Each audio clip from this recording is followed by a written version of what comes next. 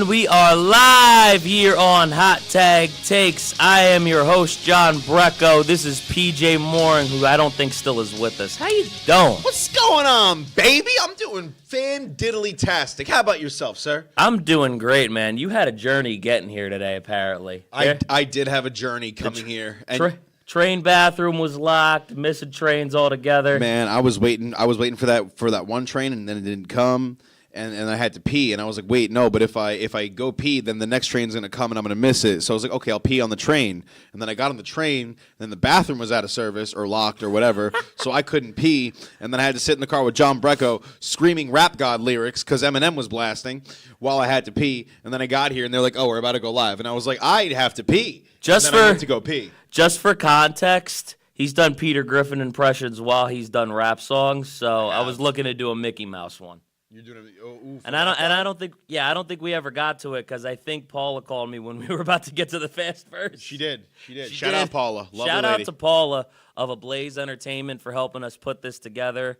I appreciate it so much. This show was a little bit thrown together last minute, but before we officially get the show underway, I just wanted to remind you guys to subscribe to the channel. We're just 4 subscribers away from 250. We were 5 away when I wrote this, actually. Wasn't that our goal to reach by like April? By April? So 250? We're going to have to adjust that, especially if we hit it before the end of the year. I mean, listen, if we're 4 subscribers away, it's what, the 6th today? Listen, what do you think? 500 by April and then 1,500 by the end of 2024.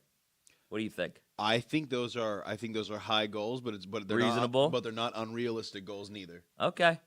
But just to remind everybody, we can't do it without you. So after you subscribe, tell a friend, and then tell a friend to do the same. We need your support to hit our goals. Thank you so very much for helping us out in advance. We truly appreciate it. We shouted out Paula already, but big shout out as well to Savannah Kirby, who was supposed to be on today but ended up not being able to make it. She was living her best life out of Riptide Fest. She was doing work involving her second song that'll be released over in LA.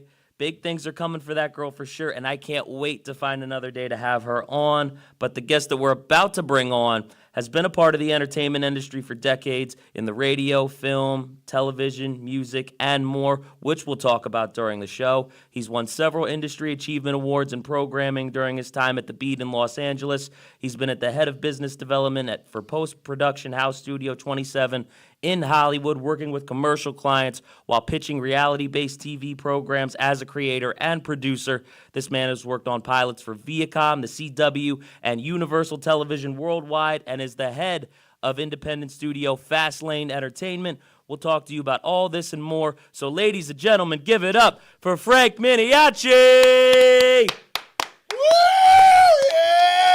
Morning, guys. Oh, that is one of the most Italian last names I've had coming on the show. How you doing, man? It's good to see you. What's up with you? From the East Coast, but actually, my dad, who came, I'm first generation. He came off the boat. He was in Cleveland, I think, or whatever, when he was like 2. Really? Beautiful.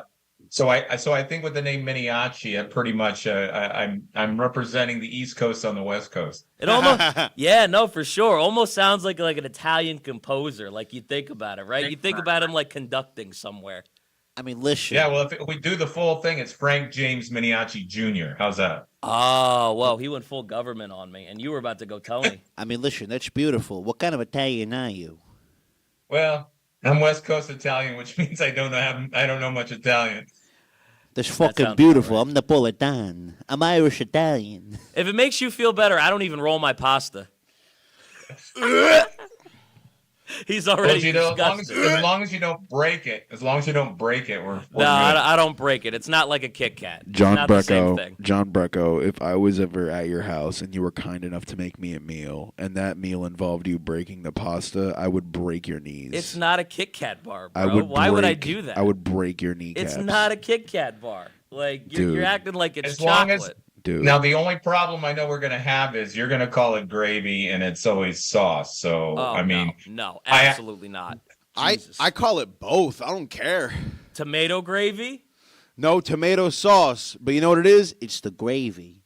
Okay, I like gravy too, but gravy you put on like meat and like mashed potatoes and stuff like that. I be putting It's tomato sauce. I be putting tomato I'm sauce on Sicilian. meat and I'm mashed Sicilian. potatoes.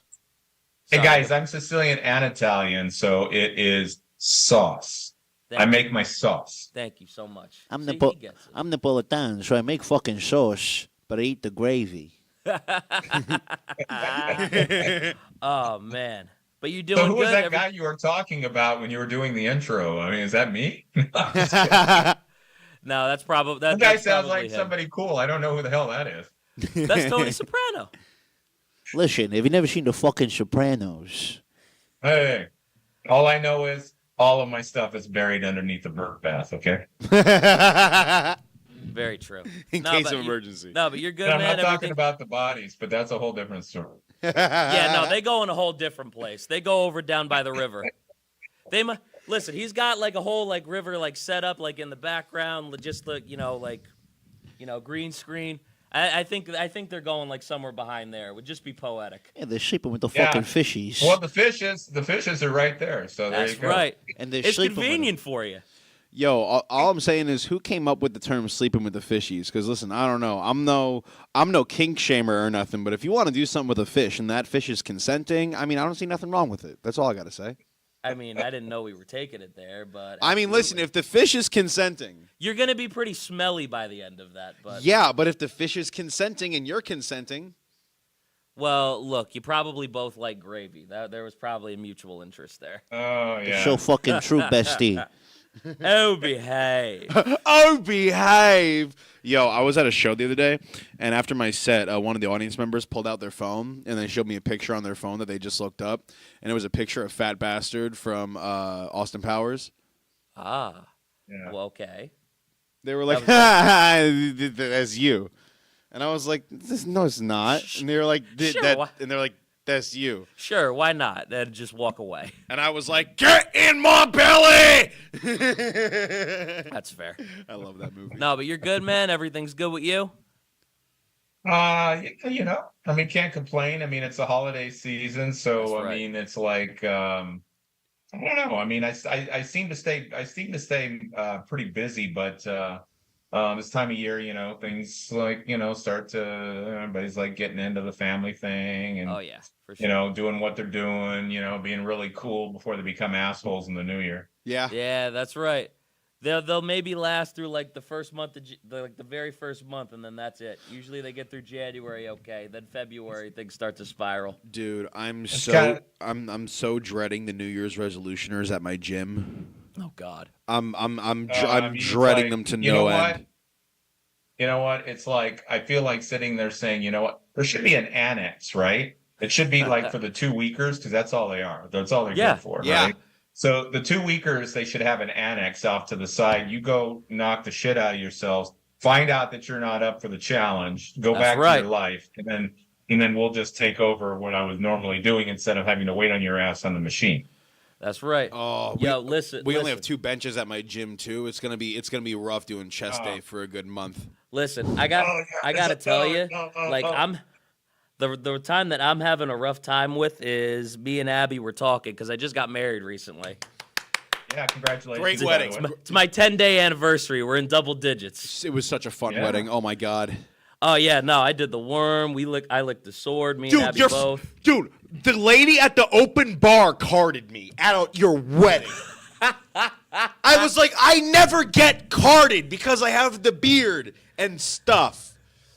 He's so butthurt. I love it. I remember when this happened. I mean, listen, I'm not going to disclose. However, PJ still got his hands on a good number of alcohol and had a great night. You So got less than a month. You'll be all right. yeah. Now listen, I'm 21 in less than a month. I'm fine. Listen, all I know is last year I got into bars in the city. Actually, I love this story. So I was at 20 last March.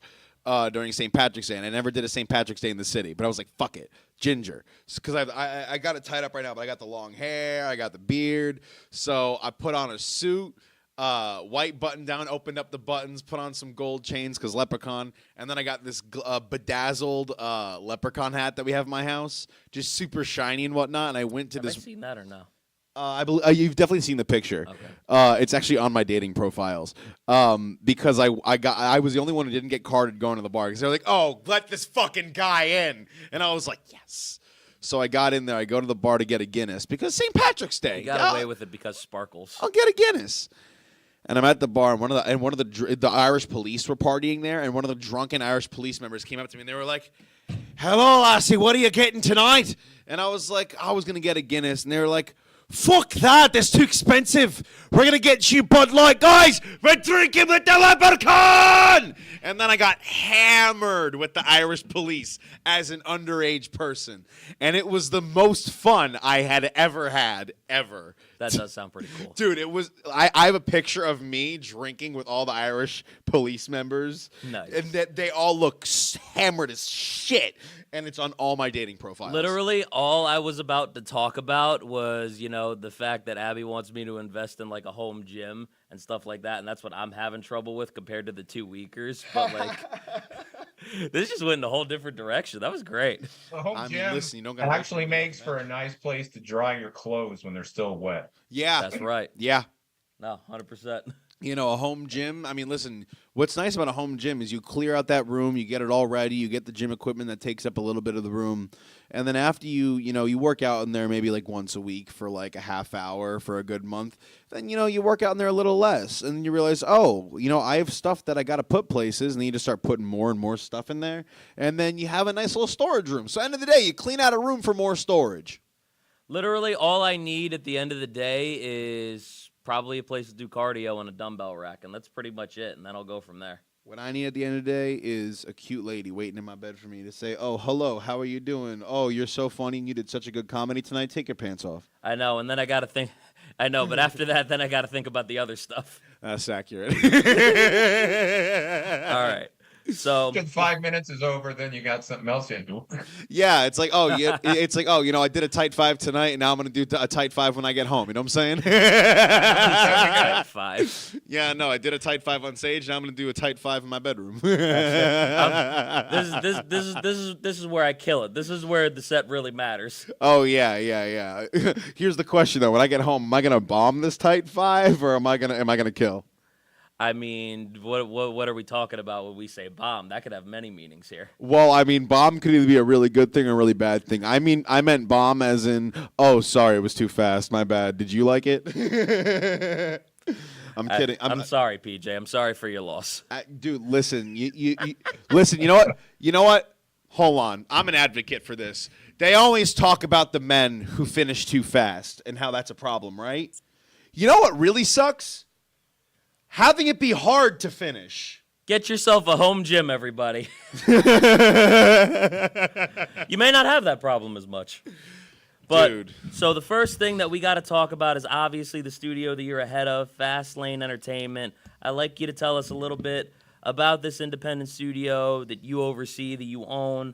What made you want to be at the head of your own independent studio? Because you've worked all over the industry, and how you've been able to grow it and get it to a point where you're able to have business interests in not only Santa Monica, California, but also in places like Sydney, Australia, Toronto, Canada. How'd you grow Fastlane Entertainment to be what it is? Because it's been about a 20-year journey. Came about in, 2003? Well, that was kind of like the birth of it, if you will. I mean, Okay. There's been different, just like anything else when you're growing something. I mean, it's like sometimes it kind of reminds me of the roller coaster, because I kind of started in the business in radio and broadcasting and whatnot. I was a DJ and so forth as well. So there are peaks and valleys to, I think, everybody's careers, if you will.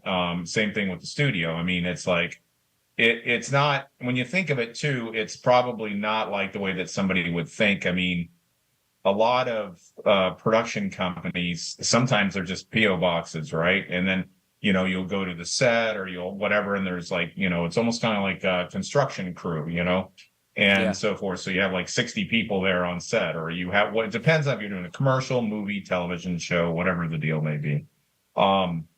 So I've been on the music side the majority of my career, and so I should say it was a nice transition for me because I was a radio, television, film major, right? Got So it. I came up with the idea. Actually, it was my niece that lives in Eastern Washington State. Actually came up with the name. Like, I think it's like Slate Entertainment, Testosterone Italian, sports car. I did have a red leather Ferrari couch in my offices in Santa Monica at one time. I've relocated since then, by the way, but I'm still here in Southern California. Yeah. Awesome. So, Gotcha. but it's like, so she sent me a picture frame, and it was a street sign and had a picture of me, or it didn't have a picture of me. It had a picture of a dude with a convertible surfboard in the back, on his cell phone. It said Fast Lane. And I'm like, that's a cool name for a company. I'm like, I'll never get that name. I mean, it's like, yeah, I'm going to become IBM. And then all of a sudden I looked and I'm like, what? They can have the name Fastlane? I mean, I'm telling you, you're giving me like Fast and Furious vibes a little bit, like when I look at like the actual like logo, but like it's really cool, man. Well, so it's like, no Italian testosterone, whatever. It was actually my niece that named the company. So, Gotcha. or was the influence or whatever on the company. But Yeah. but Fastlane is, I also have another company called Ocean Ray, which I'm just starting as well too. And like, not to be all things to all people, but it's like, because my interests are music, television, film, do some commercial and tech for that Right. matter as well, new technology. So you have to be a little bit versatile in the business. And Yeah. so when I started it, my intention was to primarily make movies. I will be honest. I mean, that was the intention. Yeah. But it kind of expanded from there. So, but I was on 3rd Street Promenade for a number of years. I am based now down in Redondo Beach. I've been fortunate enough to be from Los Angeles, I guess. Some people may not consider that fortunate. But I've Depends on stayed the close person. to the ocean, which is my thing. And so I could live anywhere almost if it was by the ocean. Not sure I like oceans that freeze. Maybe no statement on the East Coast. I do like the East Coast a lot. Our oceans But are I pretty do cold right now. Dude. Yeah, no, I mean, I've felt 33 below zero weather, and I've felt weather that was 121. So I've been in all. Let me ask you this: which one would you rather take, that 33 below zero or that 121? That was Because I don't know. That was my next question. I mean, a 121 you can bring down with some ice.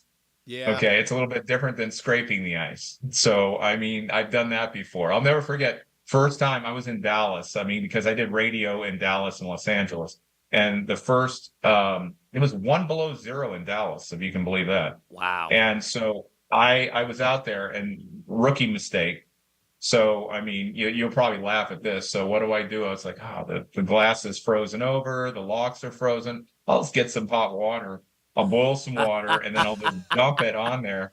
And so needless to say, the windshield guy shows up about 6 hours later and is replacing my windshield. Oh my God. Oh my God. Oh, If that geez. ever is somebody that's not from the cold weather type of story, that's it. No, right there. yeah.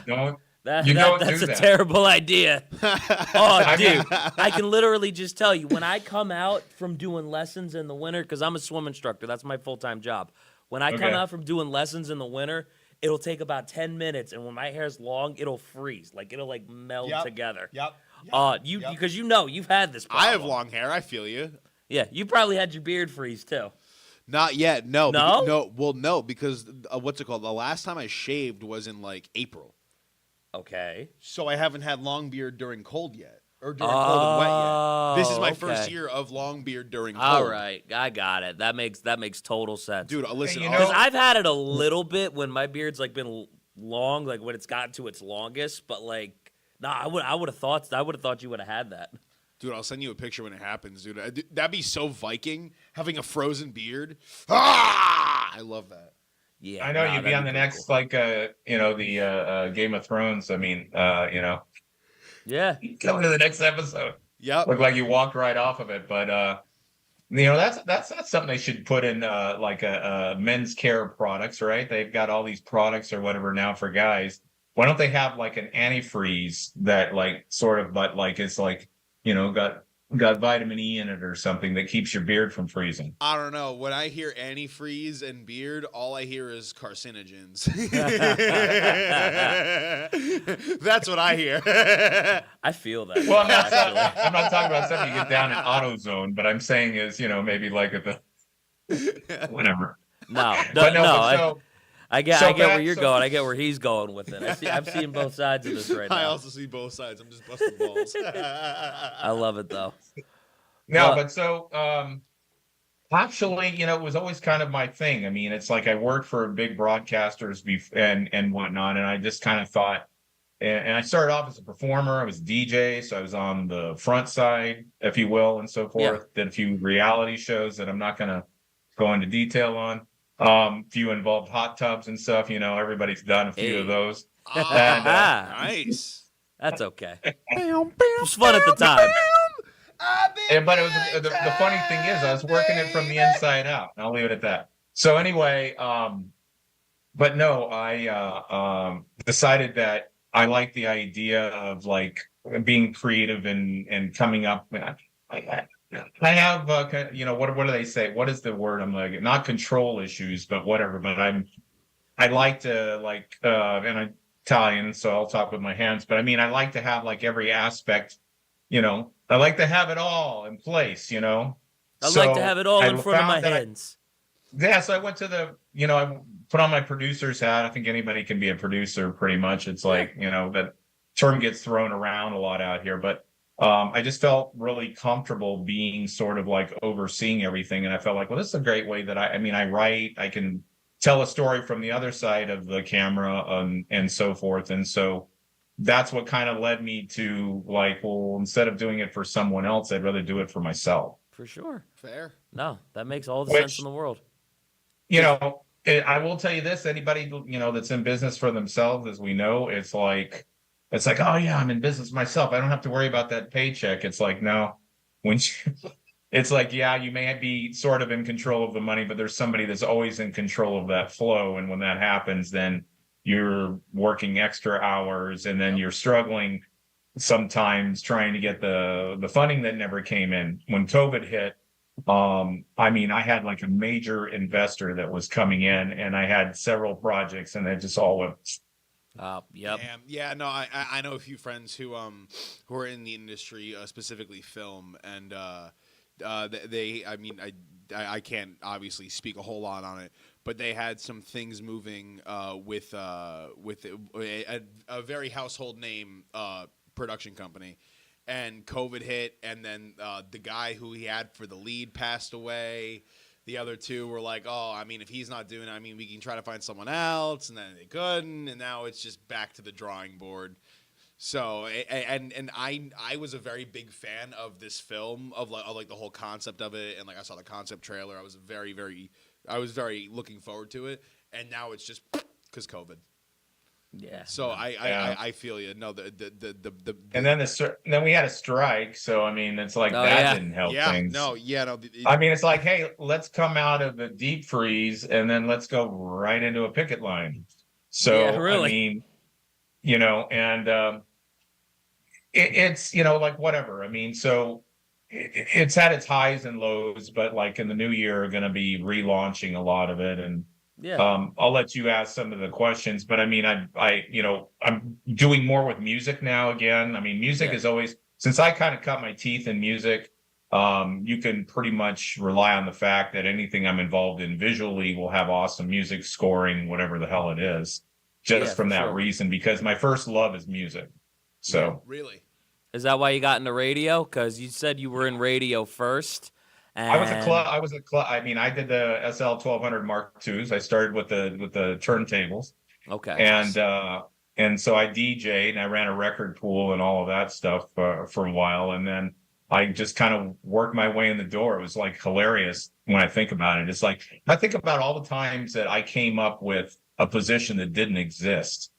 Whether I was at a trade magazine, they hired me in a position that didn't exist. Or the radio station. I came in through the engineering department. There were like all these engineering students. In fact, sorry guys, but I took their position, but they needed like an intern or whatever. And so I came into engineering with no engineering background other than just common sense. And I was soldering headphones. I was doing all kinds of crazy ass running cables, washing the van, whatever it was. But I started in radio at a really big radio station in Dallas, and I'm from LA, but family moved to Dallas. Yeah. And so, long story short, they were like, well, why are you in engineering? And I'm like, well, I wanted to work here and stuff like that. And so, like, well, I need an assistant in the music director. Are you interested? And I'm like, interested. And so that's what I was doing. So that's what happened. So it was really kind of cool. Everything came full circle, never looked back, and then ended up programming the radio station before I left it. That's oh, wow. awesome. No, that's really So I cool, worked man. my way every freaking position, sales, freaking music, Whatever you promotions, whatever. Yeah. No, that's awesome, man. That's great. So that's that's kind of how I got my start. So I had some really cool mentors, and I try to pay it forward every day.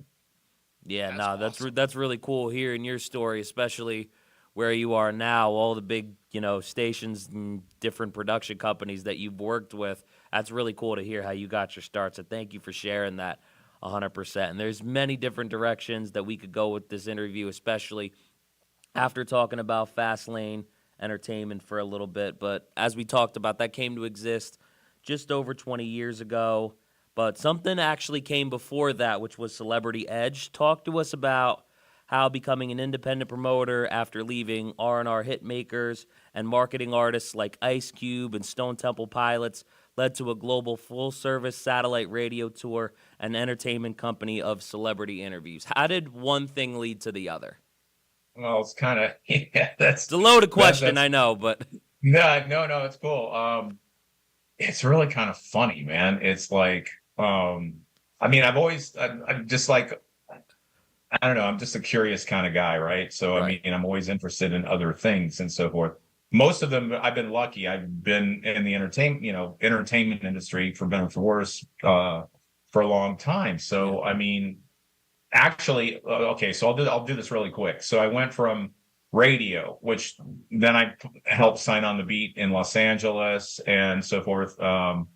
And I was doing that, and I went back to Dallas again, and they ended up flipping the station to oldies. I was there only in an interim situation. I worked for the two biggies, which are basically iHeart and Odyssey, that you would know the names, or somebody may know the names. Back then, it was Clear Channel and what was it? CBS Infinity, the one that Howard Stern started on. So anyway, back in the day. So, but I made the transition. I was on the beach, as they say, I had a couple of months left on my contract. And so Hitmakers Magazine is how I kind of got on to going into editorial. And it was really funny. I was writing some, talk about creating positions. Look, the door was open for me, but I helped plant the seed. And I would suggest anybody listening to the show or whatever like that, if you got some idea, there's no crazy ideas. There's just better ones. And it's like, if you just sit there and you really are passionate about it and you really are into it, you can make it happen. So I actually got the publication. I was like in Dallas and I want to get back to LA. So I was just like, well, why don't you guys just hire me? Why are you guys messing around with guest columns and stuff like that? So my first column I did for them, I talked them into printing it upside down. So, because I'm kind of like a little bit into gimmicks and things like that, right? There's nothing wrong with that. You want me to do what? It's like, I'm saying the magazine was a pretty good size. It was 11 by 14. It was a big magazine, like Billboard and so forth. So, so I had them print my column upside down, and everybody was calling like, how could you allow that to happen? The record labels, whatever. But it got a lot of mention, notoriety, and I think it probably led to me coming back to Los Angeles, to be honest. It's like, this guy thinks outside the box. Yeah. So that's awesome. And it got them a lot of publicity. So I ended up doing the trade stuff for 5 years, and then I was Radio and Records, which is pretty well known and respected. Worked with Billboard, and I was working with Billboard Entertainment Marketing, which led to what you're talking about, the Celebrity Edge. Yeah. And once again, I mean, I've started up. I was kind of known as the startup specialist. I started new radio formats. I started new businesses. I mean, it's just I'm an entrepreneur. My family, I was born into a family. I mean, very blue collar, but we had dry cleaning store, laundromat. We weren't laundering anything other than clothes. But Wink, wink. He just had to make sure. He just had to get that out there for everybody. Make sure he wasn't tucking and rolling everywhere. He just had to be specific. He was like, yeah. Well, my dad was a bricklayer. My uncle was doing sign painting, so I could fit the stereotype, but I won't go there. Anyway, listen. no trash. It's a reputable fucking but I business. mean, there was like a lot of. So anyway, we talked once again. A friend of mine, you just mentioned Riptide, right? Yeah. So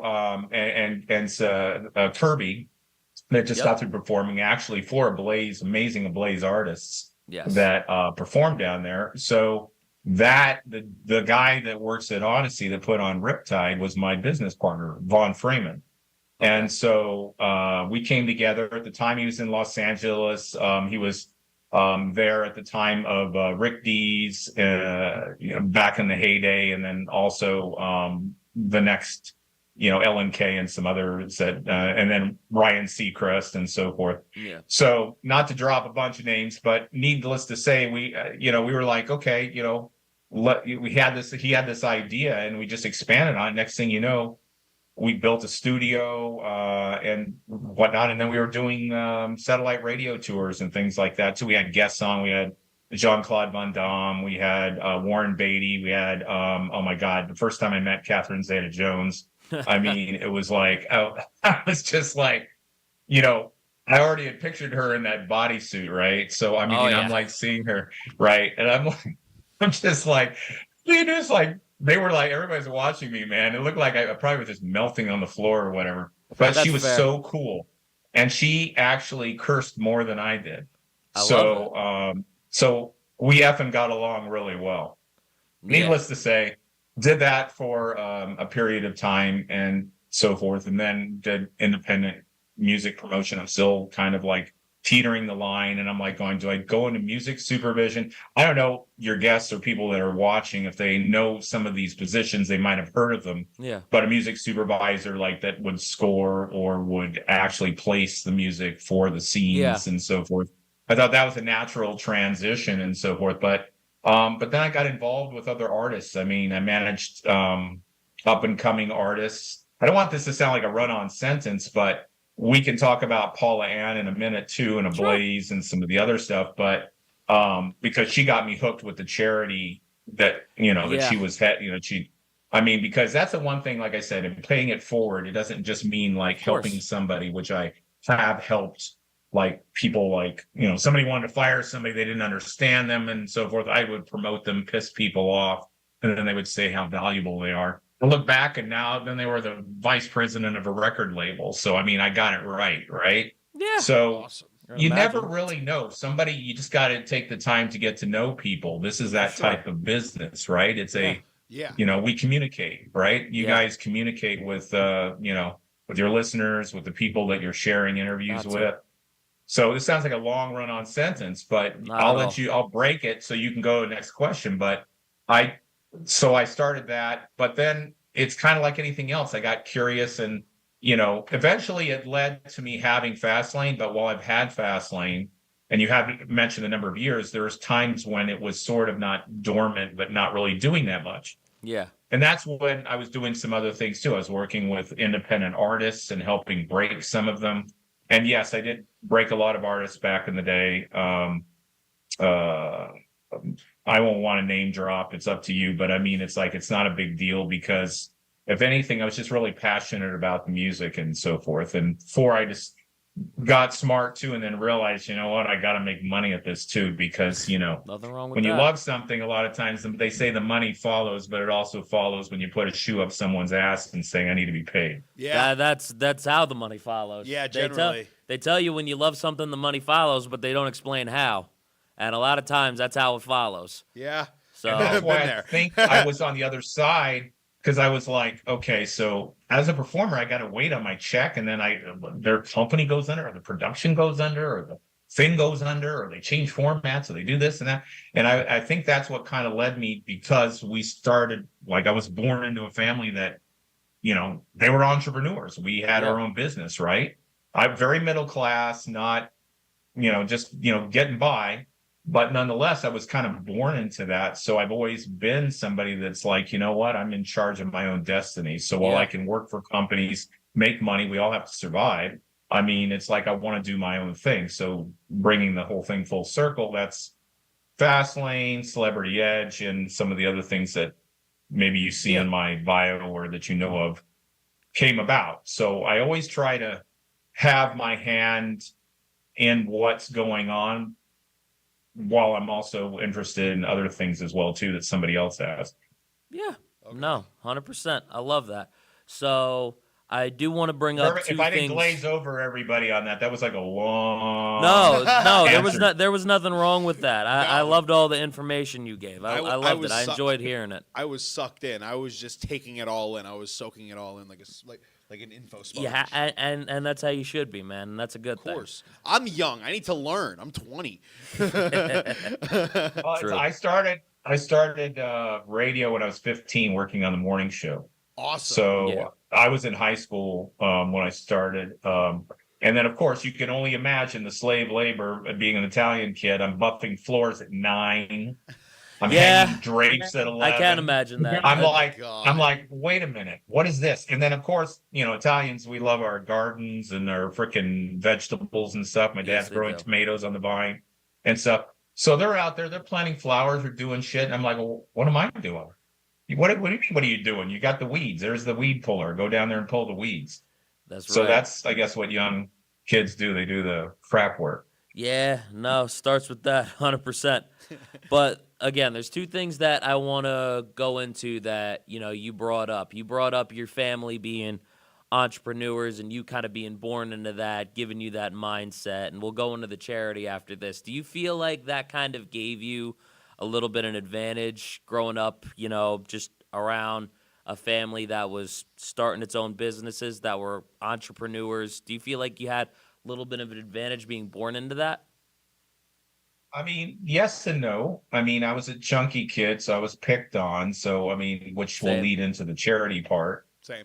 So the bullying and all, they didn't call it bullying back then, you just, whatever. I mean, it's like I didn't have a lot of resources for that type of stuff. But the business thing, I used to hang out and I just observed and whatnot. And I kept, I was given things to do and whatnot. So I was encouraged to go, and it was like, I went to parochial school. So I was an altar boy. I was going to go the whole priest route and all that type of stuff until I looked at the nuns and I thought, man, they're really cute. I saw them with the habit off. And I'm like, and I never forget the Monsignor. He comes over to me and he goes, son, I do not think the priesthood is for you. Some people have certain callings. Do not think it's for you. That's fair. And then after that, like, we were talking about hot tubs for a little bit. It was like thinking of somebody in a nun outfit that's hot as a kid. Yeah, no, 100%. So not cool, but yeah, watching my parents do their thing. I mean, I saw the ups and the downs. It's like, it's not all, like I said, it's very, very middle class. I mean, this is not like, the family belonged to the country club type of thing. I mean, this is all blue collar, like, cleaning and doing a bunch of stuff like that. But it really kind of set the tone for, like, you know what, go out and make whatever you want to make of yourself and so forth, but also understand that you can do it yourself as well, and it just depends, but you can't do it on your own. So nobody is an island, as they say, right? We can't do anything on our own. We can come up with great ideas, but I'd be lying to sit there and tell you that if I hadn't had great mentors, if I didn't have people that pulled me up, because here I was introverted, an insecure kid and so forth. And then I ended up in broadcasting. And then, like the Tony Robbins type people started coming into my life and stuff like that. And then it was just kind of like, holy shit, man, I could do anything I wanted to. For sure. Yeah, I mean, I honestly kind of relate on that front because I I always wanted to start a podcast, but I just never gave radio a second thought. I was just like, oh, that's just kind of a thing. I was mainly going for comedy. But then I met this guy. You start your podcast whenever you want, my man. Oh, I mean, listen, I just gotta, I gotta just figure it out and also get money for equipment and stuff. Sure. But I'll have you on, of course, baby. Well, yeah. I love this guy. I'll give him a kiss right now, live. Nah, let's not. No, but only because he's saying no. That's the only reason why we're not doing it. Definitely the only reason why it's not happening. I actually believe that. That's the scary part. You shouldn't. Listen, I may like dudes, but it doesn't mean I like kissing them. That's different. I like kissing ladies. That's great. But dudes, it's like, listen, let's go get dinner. But like, keep that face over there. No, I never gave radio a second thought. But then I met this guy, and he was like, I have a radio show, and I was like, fuck it, sure. And then I did, and now I just keep doing, and now I just am. You know what I mean? And also like when you brought up mentors, it's like I've always wanted to do comedy. I started when I was 18. And I find that I feel my journey with comedy would not have gone as far as it had if I hadn't met certain people, whether they were people that were like saw something in me and they're like, hey, I'll give this kid an opportunity, or someone I became friends with and, like we're shooting the shit and they're like, wait, yo, this would work with this impression you do. Try this. And then I end up writing a whole bit surrounding it. It's the... Especially in the entertainment industry, whether it be producing or performing, I feel like it's very dependent not only on just who you know, but it's also like for getting places, but for your own self and your own performance. Knowing people helps a lot. For sure. Yeah. One of my favorite comedians is Sebastian Maniscalco, and Love you could him. probably. Yep. I mean, he's just he's so point on my wife, and I just I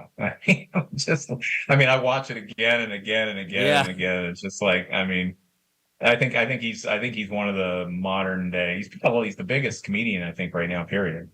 Yeah. He's up there. Yeah, he's definitely up in probably that top 5 right now, maybe top 10, but I would say top 5. I would say he's up there right now with Tom Segura. Matt Rife recently just shot up there.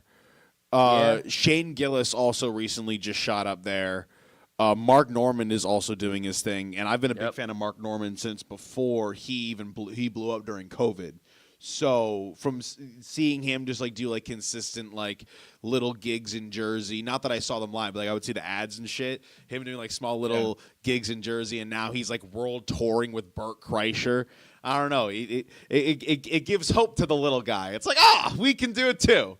Yeah, for sure. No, 100%. That makes all the sense in the world. But you got to believe in yourself. I think that kind of and wherever way you have to do it.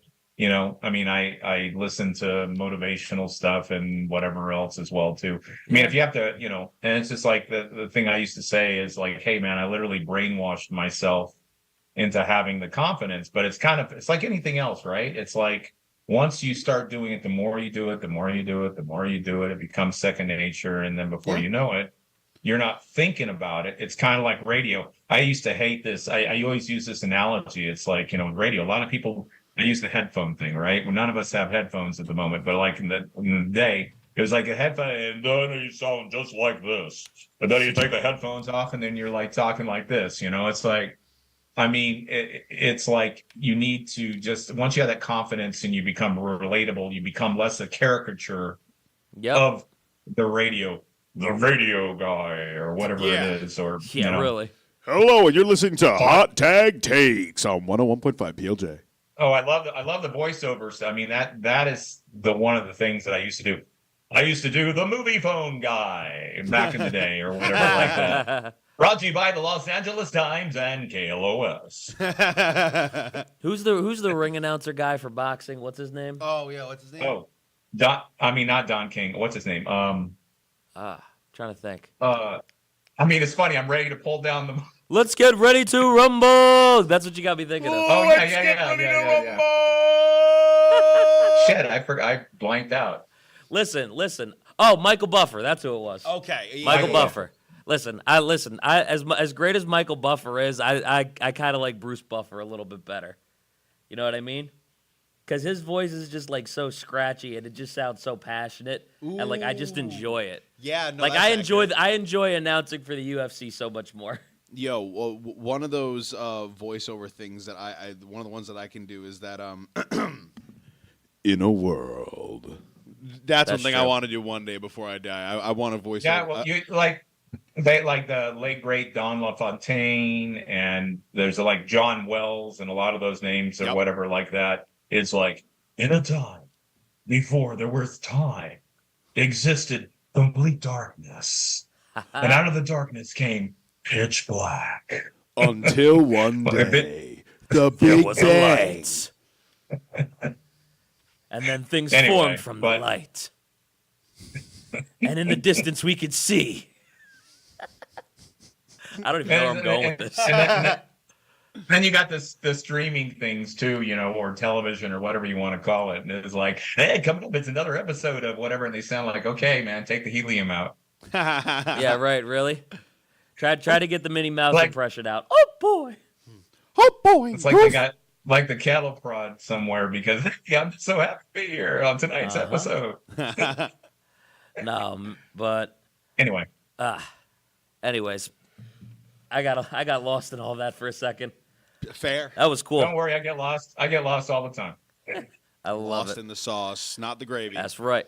Yep. There you go. That is true. They don't It's say the you're lost in the sauce. gravy. It has to marinate. It has to cook overnight. Yeah. No, that's fair. Lost in the sauce. I was gonna say me. I'm a pretty big dude, so I don't know if I'm trying to wait overnight, but That's fair. I might have a tough time then. I might be sneaking in the fridge. Well, Oh yeah, no, I be eating you shit can well expedite past the expiration sauce. When you have the peeled tomatoes, you can mash them, and that'll save you a couple hours. That's true. date. That is very true. Trying to give me life hacks here. Listen, now I just want potatoes. I ain't Irish. mad at Yeah, you. sorry, Irish, and you brought up potatoes. Now it's just Irish, Italian. yo, Same thing. my little sister, she's 15. She came home the other night from doing a dance thing, and she said probably the realest thing I've heard in a while. I said, "Oh, so how was school and dance?" She was like, "It was good. Dance was good." And I was like, "All right, what's your plan for the rest of the night?" And she said, "I'm either gonna go eat a baked potato or I'm gonna cry." And then I went upstairs, and she was crying while eating a baked potato. So I don't know. That happened probably 2 nights ago, and that was the realest shit I'd ever heard. Well, that's because she told you the truth. Well, no, she didn't. She said she was either going to baked potato or cry. She mentioned both. And then she cried Didn't lie. whilst eating a baked potato. She gave me an either or. She was happy about a baked potato. Okay. Yeah, Let it be. that's Let it be fair. what No, it baked is. potatoes are great. Yo, shout out Big Baked Potato. How we doing? That's right. How you doing? I like a good Sponsor baked us. potato. But I know you wanted to talk about the charity. You brought it up a little bit before when you were going into Celebrity Edge, Fastlane Entertainment, when you were tying everything together. So I would definitely love for you to talk about the charity. I know you brought it up to Ruben before the show as well. I believe right when I was walking in, actually. So Yeah. talk to us about the charity. I'd love to hear about the cause that you want to talk about, 100%. Okay. Well, I was oddly enough. I mean, okay. So Paula Ann, who actually, had me come on the podcast and Yes. so forth. She's been a dear friend and a colleague for a number of years, and we've done some things together. But I'll never forget where I met her. I was actually in a pitch meeting. We both flew into Las Vegas for this show, and everything because they were looking for some investors, blah, blah, blah. Next thing you know, she's cornering me over to the side, and she was really, really passionate about this charity, and it was Stand Up, Own Up, Speak Up, which was SOS. Yes. Yep. And it was about at-risk youth and Yep. Everything from those contemplating suicide or needing a hand or whatever it is and being bullied and that type of thing. And I mean, I instantly got hooked. And I've always been somebody that's always kind of like done stuff for people. So I mean, the mentality, I guess, is there. When you are picked on yourself, Yeah. you can relate. And some of the things that I won't go into that happened to me in childhood, I didn't have the perfect childhood, Yeah. not, whatever. but I'm here to say that you can, you can overcome it. And that's what this was about. And we were doing it through the power of music and so forth as well, too. And I just kind of like, man, this is really, really cool. So after she pretty much hooked my ass, and from there on forward, I mean, we, like I said, I got involved. We became, even closer. And, it was all about, we were mapping out tours for emerging artists and things to raise money to help pay for therapy sessions and that type of thing for the people are thinking about maybe taking their life or something, doing something crazy too, violence. I mean, after COVID, I mean, it's like everybody's mental health. I mean, it's like, it affects everybody. That did it. And so anyway, the cause still exists. It's just in a different form. I mean, and so forth.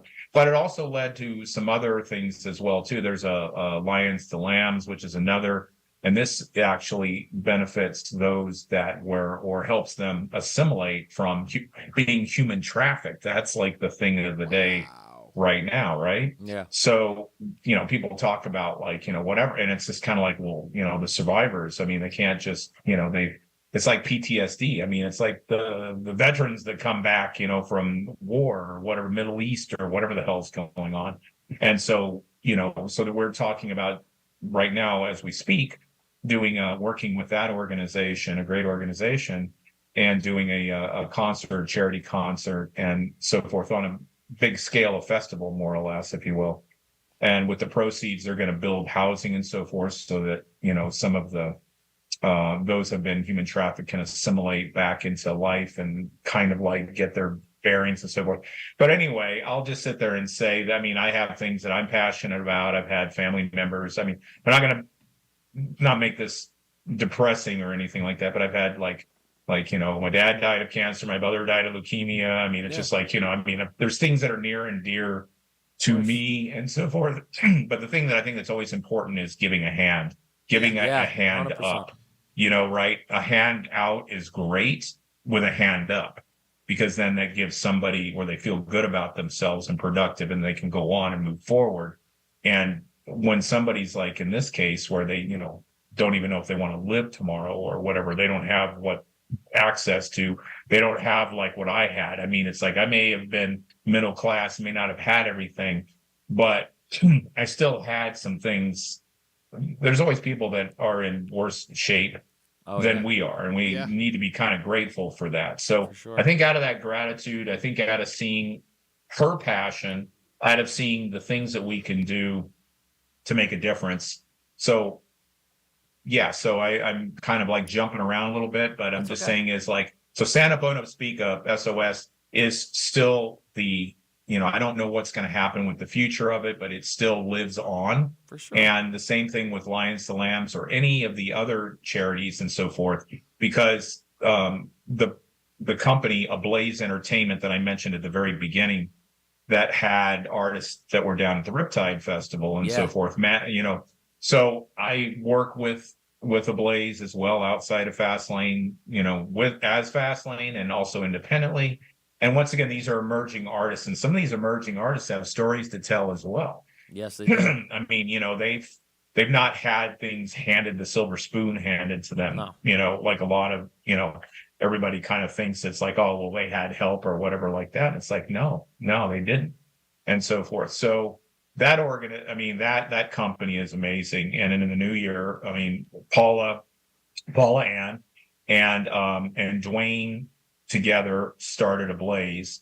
And so I'm sort of had got my hands involved in that. It sounds like I'm all over the place, but really what it really comes down to is I'm really passionate about, like I said, paying it forward, helping those, that maybe didn't get, some of the things and so forth that I had access to. But I know that by paying it forward like that, you can not only help somebody as desperate as saving a life, but you can also make a difference in changing someone's life by just giving them the opportunity to see what is inside of them. So the charitable side, whatever you want to call it, is a big part of, it was always going to be a part of Fastlane. I had a mentorship program, wanted to train up and coming you know, special effects people to directors to, engineers, whatever you want to call it.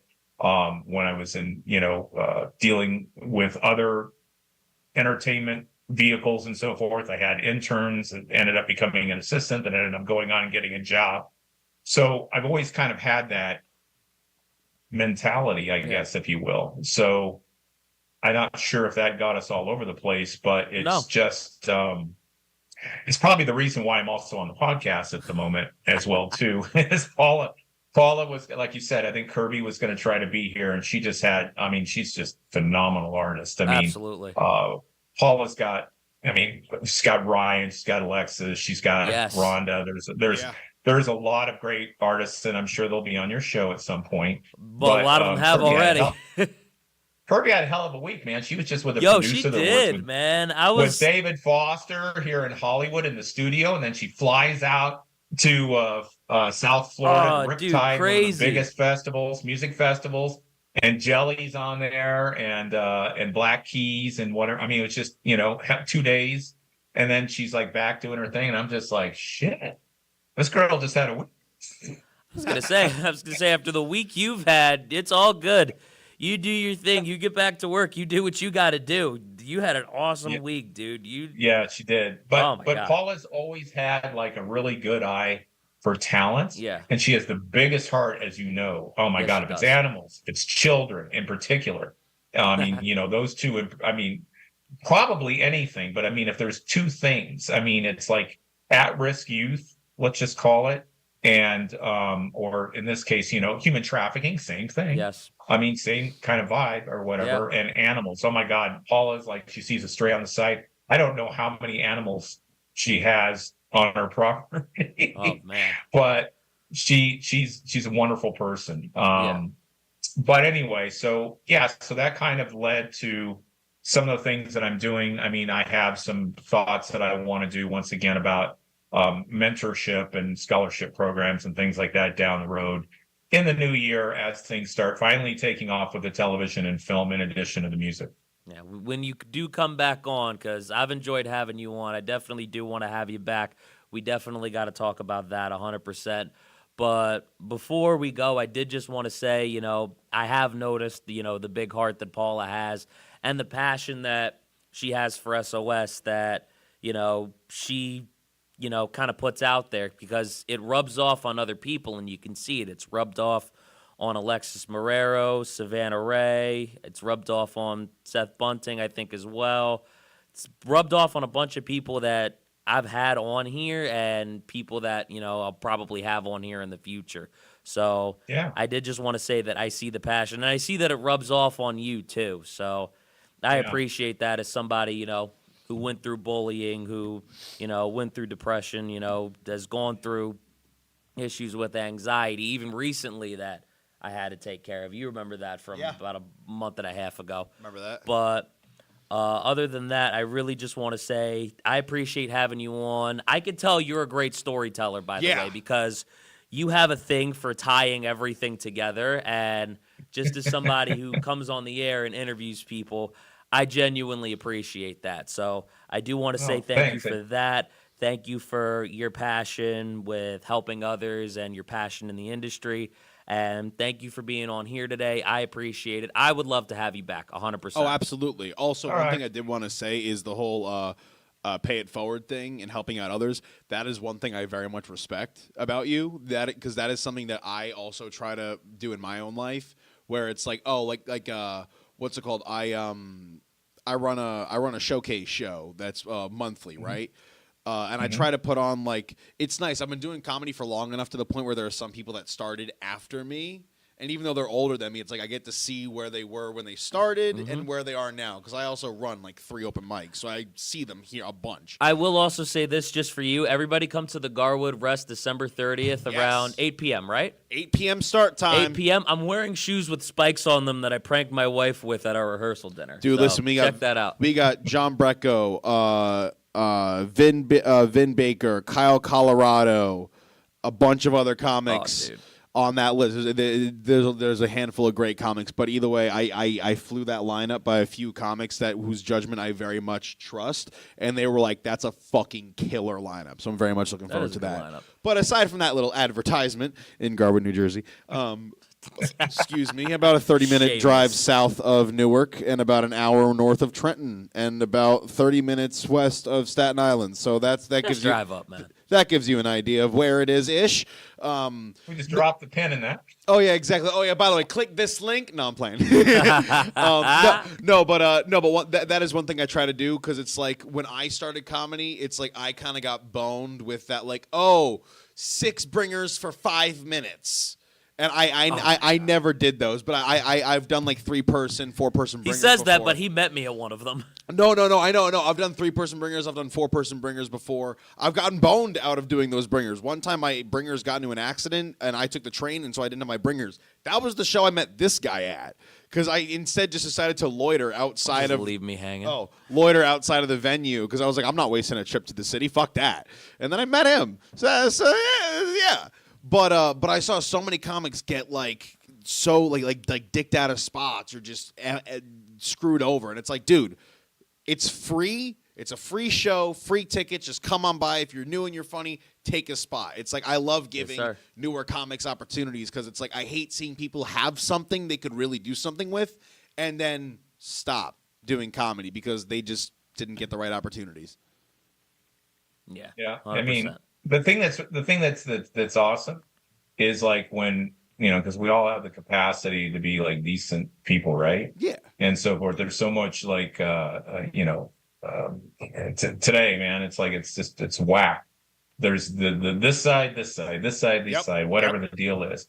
And it's just like, no, this side right here, right at the heart, right? Yep. So it's like, if you love what you do and you have a high eyes and a heart and all that type of stuff, you just do this shit. It should just be like a normal thing. Yeah. This really is not, it's not work. I mean, and sometimes, that's not going to make a difference. It's like, well, you tell that to the person, like if it's even one person, man, once again, I'm not trying to make this like whatever, but I mean, it's like, seriously, it's like, it starts with one.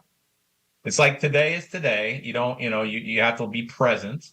And then now I'm going to sound like one of these motivational guys, but seriously, it's like you start with today and you do the best that you can today. You work toward tomorrow and, you try to find where you can maybe connect with somebody. And if you can, it's not about you, it's about them. Yeah, that's right. Right? 100%. The star of anything, let's face it, let's take it from entertainment. The star of like a show or whatever is like the scene or the character or music. It's, it's the fan is the star. The artist is a star. But I'm saying is, but the fan that's what you're doing it for. Your audience is your stars. Really, to be honest with you, you guys are leading them there, that's right, and entertaining them and so forth. So it's the same thing with when it comes to like somebody else that if you can get them in here, man, it's like there's nothing more powerful than to see somebody that's been empowered. And it can be at the smallest little thing. Yeah, for sure. And you never know what the hell it is that you did. And it's just like, I didn't do anything. And it's like, no, you did. Yeah. There it is, walking and talking and bigger than you.